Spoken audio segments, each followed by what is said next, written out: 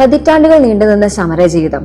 CPM സ്ഥാപക നേതാക്കളിൽ ഒരാളും കേരളത്തിലെ മുൻ മുഖ്യമന്ത്രിയുമായിട്ടുള്ള VS അച്യുതാനന്ദൻ ഇന്ന് ഓർമ്മയായി.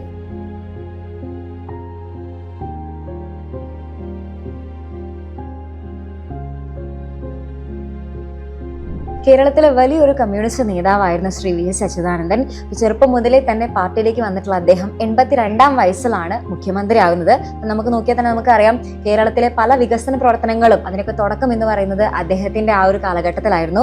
2021 വരെ വളരെയധികം സജീവമായിട്ടുണ്ടായിരുന്ന അദ്ദേഹം ഈ 2021 ശേഷമാണ് പിന്നീട് രാഷ്ട്രീയത്തിൽ നിന്ന് മാറിയിട്ടുള്ളത്. കഴിഞ്ഞ ഒരു മാസക്കാലമായിട്ട് അദ്ദേഹം രോഗാവസ്ഥയിലായിരുന്നു. അപ്പോൾ ഇന്ന് വൈകിട്ടായിരുന്നു അദ്ദേഹത്തിന്റെ അന്ത്യം എന്ന് പറയുന്നത്. അപ്പോൾ അദ്ദേഹത്തിന്റെ മരണത്തിൽ അനുശോചിച്ചുകൊണ്ട് നാളെ നമുക്ക് എല്ലാവർക്കും അവധിയായിരിക്കും മക്കളെ.